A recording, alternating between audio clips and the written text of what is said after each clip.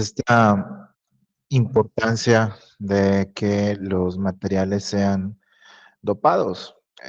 Como lo platicamos en clase, un material completamente puro, mm, pues no nos serviría, ¿no? Está tan fuertemente combinado entre sí que pues, es muy alta su resistencia, es difícil romper esos enlaces y empezar a generar eh, pues corriente, ¿no?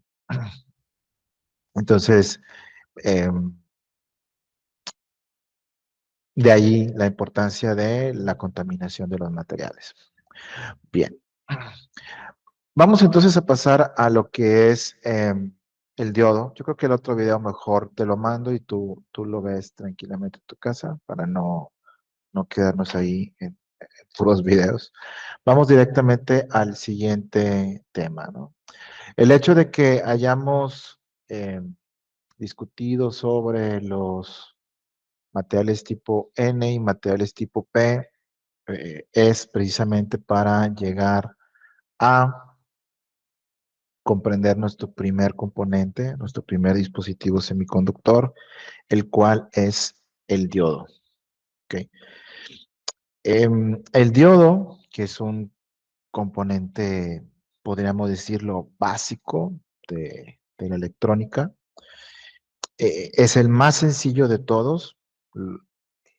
Existen en diferentes variedades y se construye únicamente utilizando una etapa de material tipo N y una etapa de material tipo P. Esto quiere decir, obviamente, que está construido con semiconductores. Ambos contaminados, no se utilizan semiconductores puros o intrínsecos en la fabricación del diodo. Em, el diodo, entonces, ya en sí va a comportarse de una forma muy distinta a otro tipo de componentes, como por ejemplo las resistencias, em, la cual corresponde a un dispositivo que se les llama lineales, ¿no? El otro día lo platicamos, vamos a recalcarlo aquí. Entonces, ¿a qué me refiero con esto de un comportamiento lineal, ¿no? Bueno, lo que pasa es que recordemos que cuando tú tienes un circuito, por ejemplo, donde tienes una fuente de voltaje, imagínate una fuente de voltaje aquí, vamos a llamarle BSD, y la conectamos a una resistencia, ¿ok? A una resistencia, simplemente un circuito como esto. Bueno, pues, ¿qué sabemos? Pues sabemos que aquí obviamente va a fluir una cierta corriente, y esa relación entre voltaje y corriente, ¿cómo se representa? Pues con la ley de Ohm, ¿no es cierto? Aquí aparece la ley de Ohm, que es la que me va a controlar o a regular eso, ley de Ohm. Y entonces sabemos que pues la corriente que pasa a través de esa resistencia es igual a voltaje sobre R. Y que cuando lo eh, paso a un comportamiento voltaje-corriente, si yo grafico voltaje-corriente, aquí está en esta línea en verde, pues quiere decir que conforme yo voy aumentando el voltaje, la corriente también va aumentando. Y aumenta en una forma proporcional, es decir, me dibujan una línea recta. Si yo aumento el voltaje aquí al doble, y aquí, pues la corriente hará algo parecido. ¿Por qué? Porque la relación entre ellas está dada por la misma resistencia. De hecho, tú sabes de tu clase de circuitos eléctricos que de esa línea recta, la pendiente de esa línea recta es igual al inverso de la resistencia. Bien, pero ese comportamiento, esa ley de Ohm que utilizamos en los circuitos eléctricos básicos, con resistencias, no aplica con ningún dispositivo que se fabrique con semiconductores. En otras palabras, adiós ley de Ohm. Adiós ley de Ohm cuando se trate de algún elemento que utiliza semiconductor. No se puede utilizar. Y esto es porque el diodo no se comportaría así. El diodo, por ejemplo, tiene un comportamiento como el que se ve en la línea eh, en amarillo o naranja, no sé cómo se vea. ¿Ok? Observa que el otro es una línea recta y en cambio esto es más como una exponencial, ¿lo ves? Entonces es no lineal y al ser no lineal, pues yo allí no puedo aplicar la ley de Ohm. No se puede aplicar la ley de Ohm, ¿de acuerdo? No es posible. Entonces, de entrada hay que tener en mente esta situación.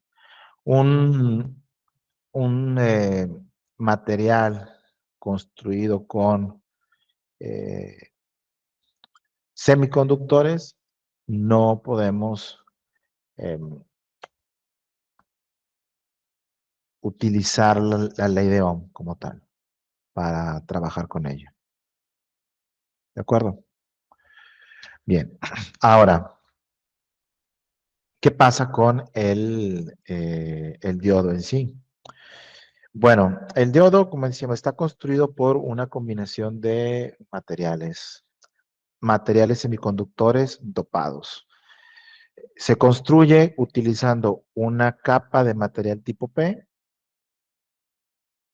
que lo pongo en este color en azul, junta o pegada a una capa de material también semiconductor, pero de otro tipo, tipo N. Entonces, son dos bloques, uno tipo P y otro tipo N. Recordemos que un material tipo P, ¿en qué se caracteriza? ¿Alguien me lo puede decir de todos estos videos y que hemos recordado el día de ayer? Como decíamos ahorita, el material tipo P se caracteriza por tener necesidad de electrones, tiene huecos. Voy a representarlos con un símbolo positivo, aunque recordemos que esto no implica que sean protones, ¿va? Esto no implica que sean protones, son huecos. Y en cambio, un material tipo N, dijimos, pues se caracteriza por tener electrones libres, ¿verdad? Por la combinación eh, de átomos con 5 electrones de valencia. Ahora, estos dos materiales se colocan eh, o se rodean de unas placas metálicas, que son estas que los puse en color negro, no, espero si se alcancen a ver. Esta que está aquí y esta otra que está acá en color negro, ambas pues serían eh, unas plaquitas metálicas.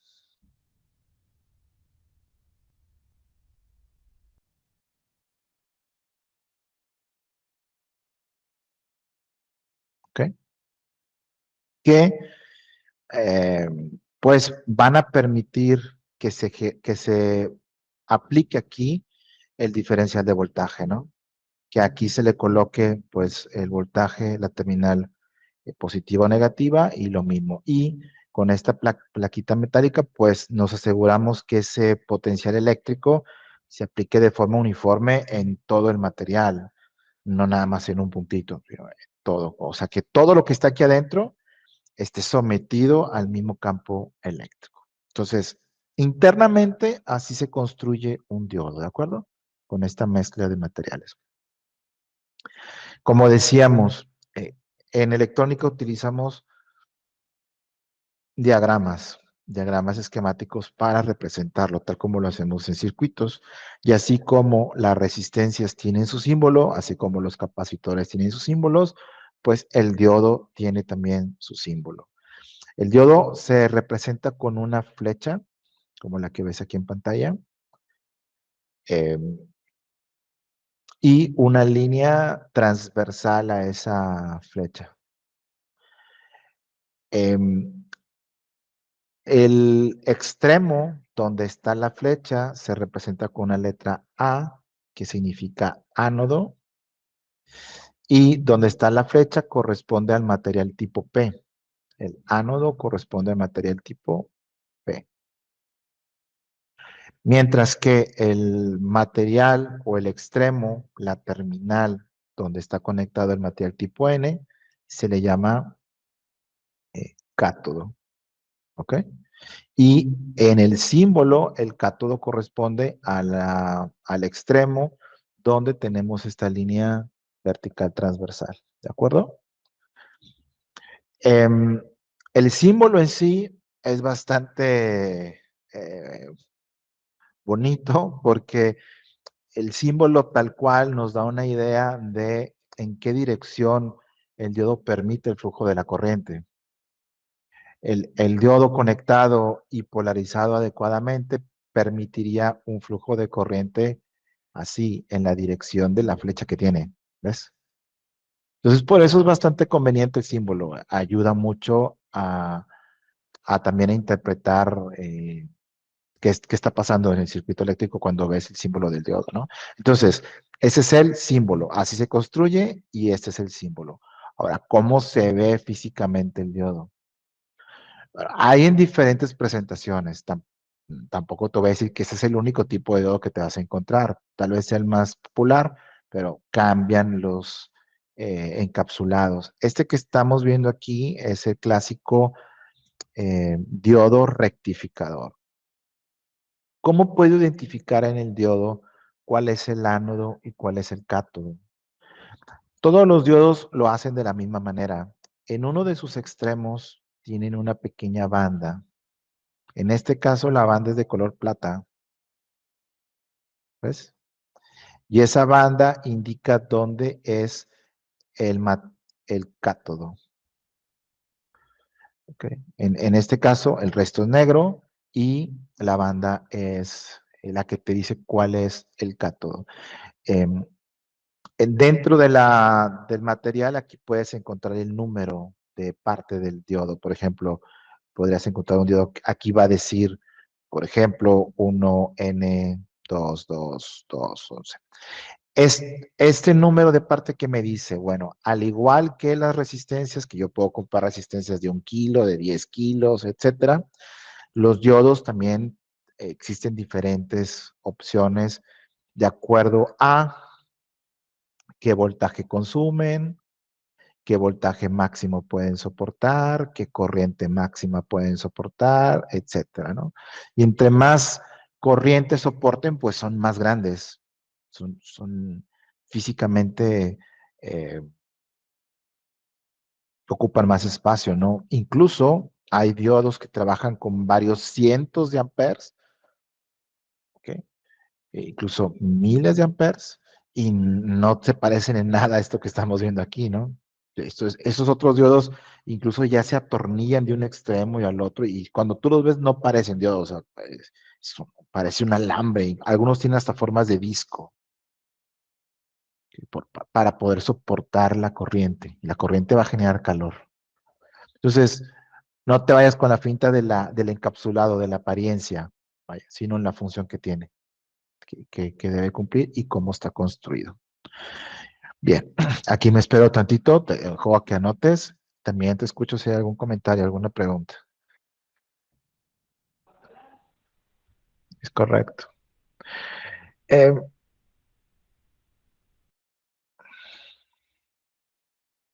lo que ocurre es que, a ver, pasa lo siguiente. La electricidad, como la conocemos ahorita, cuando Faraday y Ampere y todos estos científicos que hicieron los desarrollos eh, con experimentos, ellos eran experimentales, no eran matemáticos. Y cuando Faraday, Ampere, Lenz empiezan a hacer los primeros descubrimientos empíricos en electricidad, aún no se sabía de la existencia de los electrones. O sea, todavía no teníamos el conocimiento del modelo atómico. Entonces, para ellos, la energía salía de la terminal positiva e iba hacia la negativa, ¿me explico? Ellos no sabían realmente cómo se componía el átomo. Nosotros, hoy en día, pues que sí lo sabemos, nos damos cuenta de que la cosa pues era poquito diferente. Perdón, voy a regresarle. Un poquito diferente a como ellos lo plantearon. En realidad, la dirección no afecta en nada, ¿eh? Eso sí, no afecta en nada. No sé si Sí, medio contesté la pregunta, pero eh,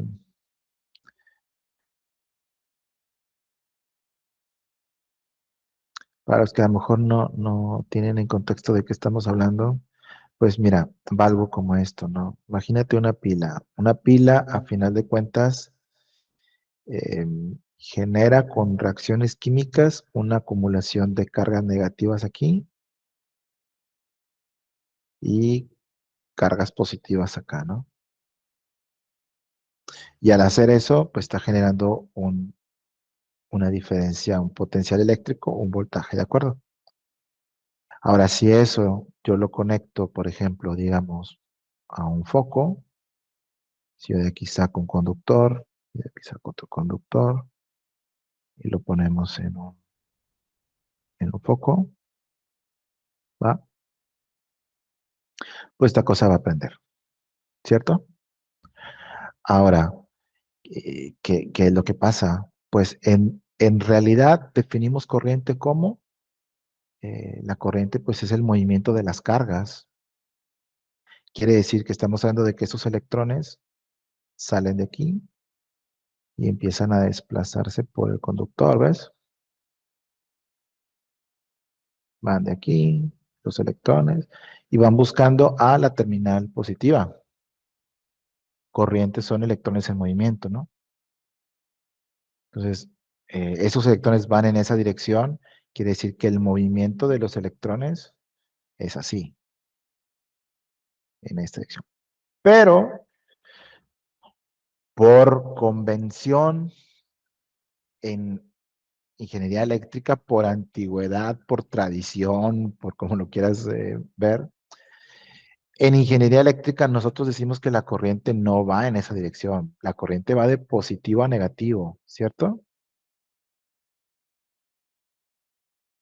Entonces, esta es la dirección que le damos a la corriente eléctrica, pero en realidad las cargas, los electrones se están moviendo en la opuesta.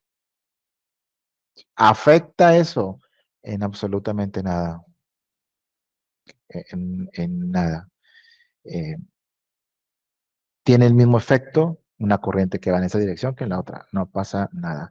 ¿Por qué existe esa diferencia? Bueno, como te digo, eso es porque cuando se descubrieron estos fenómenos, estos experimentos, cuando trabaja en esto Ampere, cuando trabaja en esto Faraday, cuando trabaja en esto Lenz, pues faltaban muchos años para que tuviéramos conciencia de los átomos y de cómo está compuesto. Sí. Entonces, esa es la razón. Bueno, le doy vuelta al slide para no marearte más con eso. Bien. Entonces, aquí entramos un poquito a lo que bien preguntaba Eliel. Esto quiere decir que si yo tengo el diodo, no se genera ningún, o sea, si yo uno un material tipo P con un material tipo N, en la mitad se van a combinar. Efectivamente, es correcto. Cuando yo uno el material tipo P y el material tipo N, entonces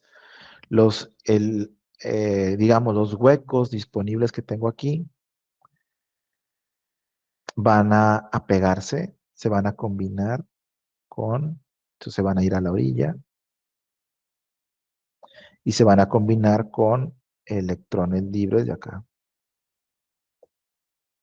De tal manera que estos átomos que están en la frontera, digámoslo así, que están en la frontera de un material con el otro, pues sí logran recombinarse, se combinan en enlaces covalentes y como aprendimos, al completar sus órbitas, ¿qué ocurre con ellos? Pues se vuelven como aislantes, ¿no? Se unen de forma muy fuerte, de manera que eh, no es posible, no es posible separarlos. Esta zona que se forma donde se recombinan estos materiales, a esta zona que está aquí se le llama región de agotamiento. Región de agotamiento. Agotamiento. ¿Cómo podemos definirla? Bueno, aquí te lo pongo en el texto. Una región de agotamiento, vamos a entenderla como aquella zona, aquella región en la que, bueno, los átomos con carga positiva, es decir, los que están en el material tipo P, se recombinan o se combinan con los que tienen carga negativa o tipo N, y en esa zona, en esa región, pues es imposible eh, una conducción eléctrica en cualquiera de las dos direcciones. Por lo tanto, si yo al diodo no le aplico ningún voltaje como aquí, está, digamos, lo que simplemente allí puesto a temperatura ambiente eh, y no aplicamos ninguna energía eléctrica, eso es lo que ocurre. A la frontera de los dos materiales se forma esta región. Ahora, ¿qué ocurre con los que no están en la frontera? Bueno, pues los que no están allí se empiezan a esparcir en el material, como decíamos el otro día, de forma uniforme. Empiezan a ocupar todo el material de forma uniforme. Lo mismo pasa con los que están en el lado del material tipo N. Empiezan a abarcar todo el material de manera que no haya una zona con más átomos, con más electrones libres que otra. No, se reparte de manera uniforme. Este proceso donde se igualan las densidades se le llama difusión y también te lo defino aquí del lado izquierdo, la difusión. Vamos a entender por difusión entonces el proceso mediante el cual las partículas con carga se extienden buscando, aquí está la clave, tener una densidad uniforme. ¿Ok? Entonces, si yo dejo el diodo ahí ser, lo dejo en paz, lo dejo ahí tranquilo, ocurren o aparecen dos cosas. La difusión, es decir, van a ocupar todos el espacio de una forma parejita, eso va a ocurrir, y también va a ocurrir que en la frontera se va a formar esta zona que se llama región de agotamiento, ¿de acuerdo? Bien, eso si no le aplicamos energía, pero ¿qué pasa si sí le aplicamos energía? Bueno, vamos a un segundo escenario. Supongamos que aplicamos un voltaje negativo aquí, es decir, aplicamos un voltaje menor a cero. Me refiero a algo como lo siguiente. Suponte que esta terminal la tomamos y la conectamos algo así. Aquí ponemos una pila de esta forma, algo así.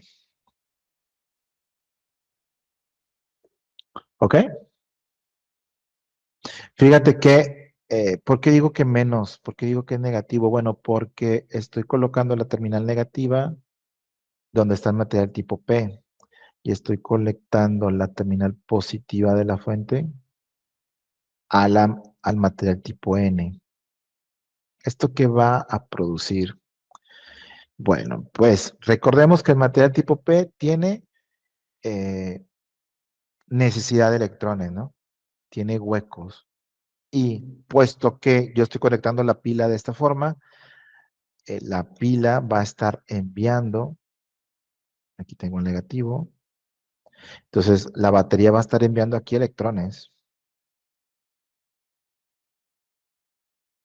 Aquí van a acumularse electrones. Por lo tanto, ¿qué va a ocurrir con los huecos que están acá?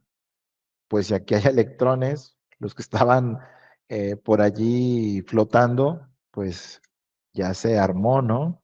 Se van a pegar aquí a la orilla, todos, recombinándose con los electrones que van llegando, ¿ves? Por otro lado, los electrones libres que están en el material tipo N, de manera similar, van a ser atraídos por la terminal positiva de la fuente. Entonces, todos esos electrones libres que estaban esparcidos por todo el material, pues también van a moverse al extremo para buscar esa terminal, ¿ok? Y salir por aquí.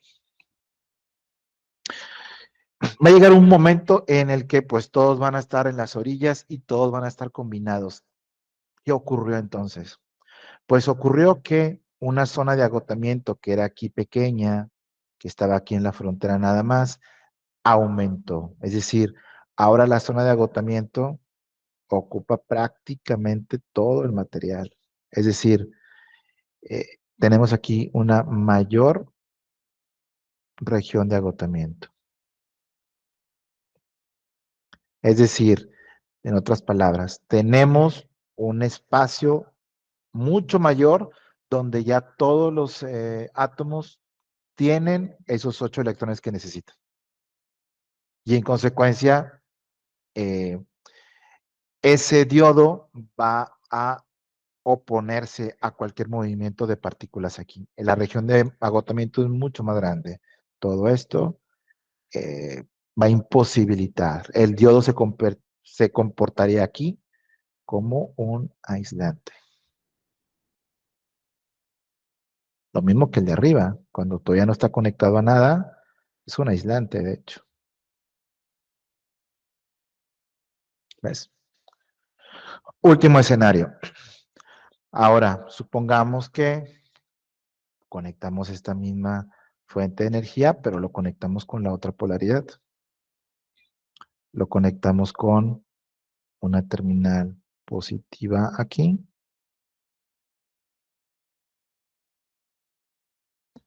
y una negativa del otro lado, ¿vale? ¿Qué ocurre entonces? Bueno, esa fuente entonces, pues me va a generar una cantidad de electrones, va a ir acumulándolos aquí, que vienen de la terminal negativa de la fuente. Y por el otro lado, acá tenemos una carga positiva. ¿Eso qué produce en las partículas que hay dentro del material tipo N y tipo P? Bueno, pues vamos uno por uno.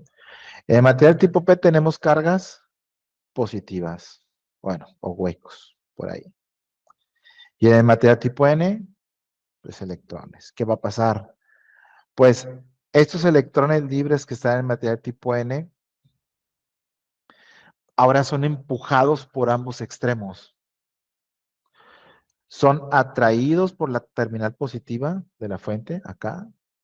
Hay energía que los jala hacia este lado y por el otro lado se están acumulando detrás de ellos más cargas negativas, ¿ves? Cargas iguales, ¿qué pasa? Se repele, ¿no? Entonces, esos electrones no les queda otra más que saltar hacia acá. Entonces los huecos pues van a buscar el movimiento hacia el otro lado.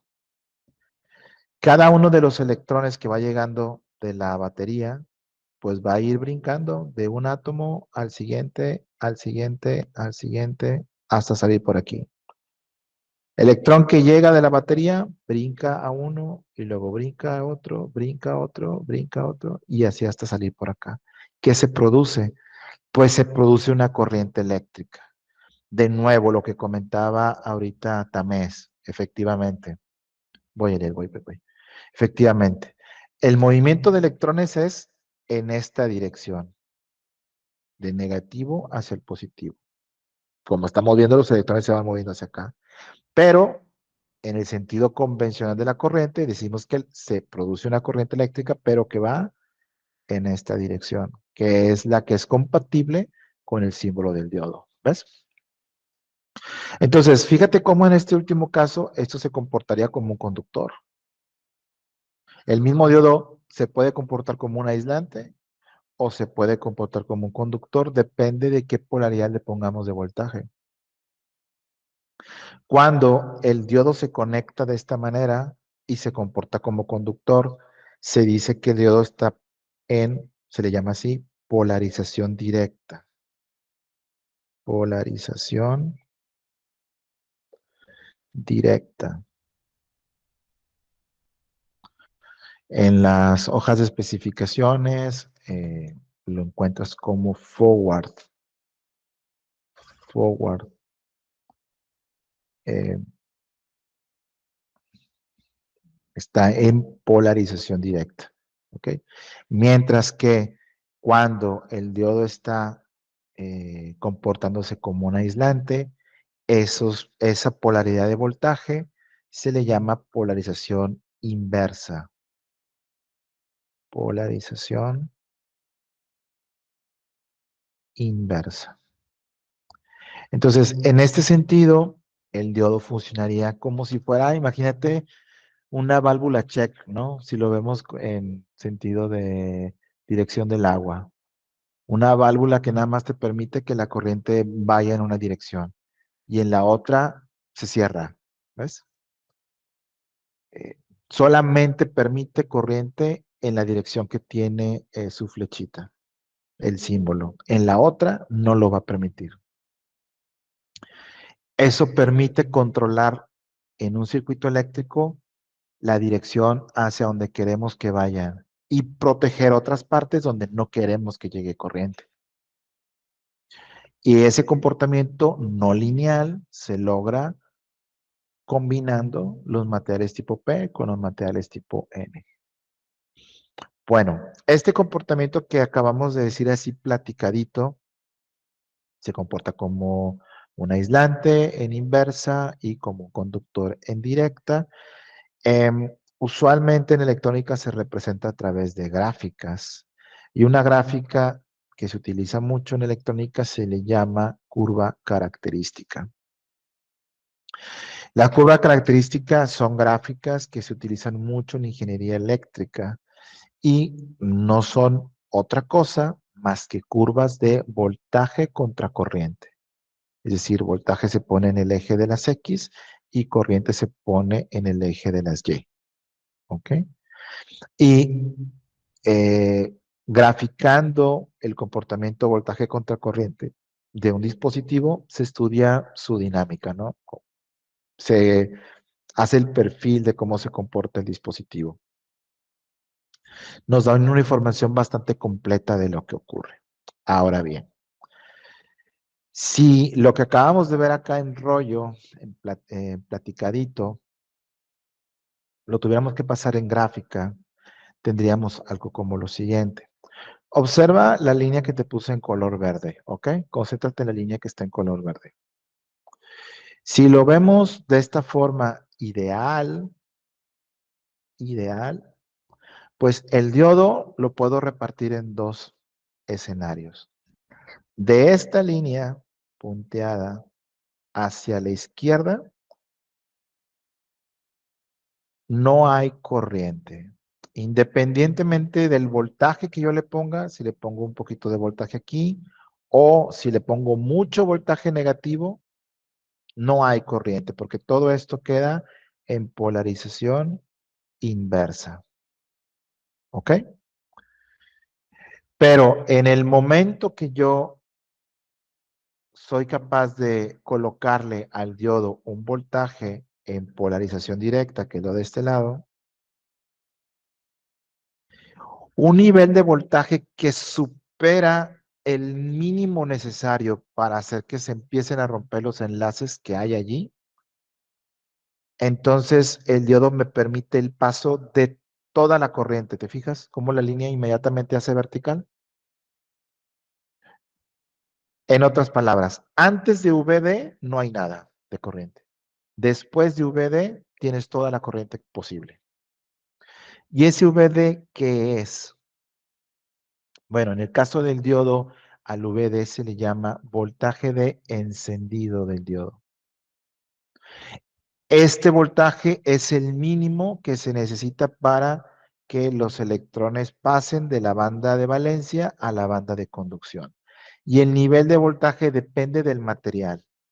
Entonces, si el diodo es de silicio, entonces va a requerir 0.7 volts. Estos valores importantes. Te los vas a tener que aprender porque los vamos a usar para los problemas. Si el diodo es de germanio, vas a tener que aplicar por lo menos 0.2. Si yo le aplico 1.8, no jala. Pero lo estoy poniendo con la probabilidad correcta, sí, pero ni siquiera estás llegando al mínimo de encendido. ¿Ok? Y si el diodo está construido con un material de arsenuro de galio, así se lee esto, arsenuro de galio,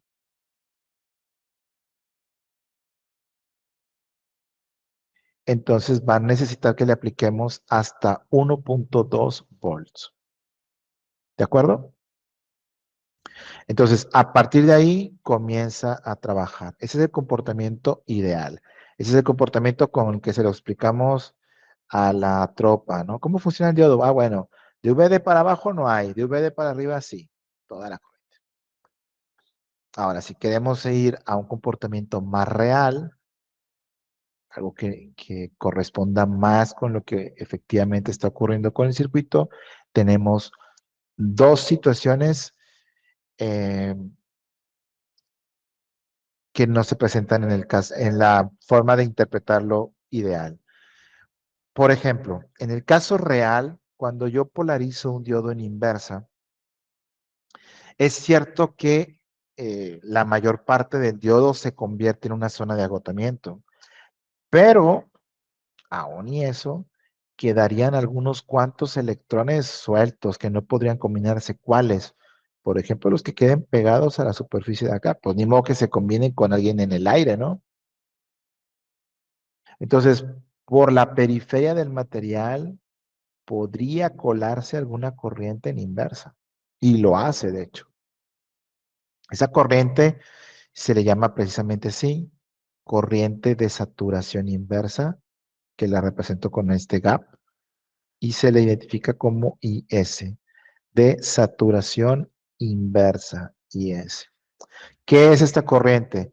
Es una corriente que ocurre en polarización inversa, pero es muy pequeñita. Tiene un valor típicos de nanoamperes, 9 nanoamperes, 2 nanoamperes, o sea, es mínima la corriente que puede colarse en polarización inversa. Pero es una diferencia. El diodo ideal no pasa nada de corriente, pero en la realidad, pues sí pasa una poquita, que se llama corriente de saturación inversa. Bueno, eso del lado de polarización inversa.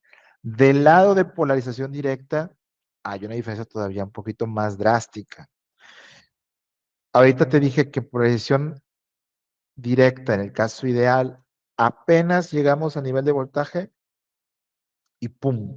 No había nada de corriente, ahora tienes toda la corriente. De nada a todo, ¿no? De un jalón. Bueno, en la realidad esto no es así. En la realidad esto se comporta de forma exponencial. ¿Esto qué quiere decir? Que conforme te vas acercando al valor de voltaje de encendido, pues poco a poco aumenta la corriente de forma exponencial. ¿Ves? Comportamiento exponencial.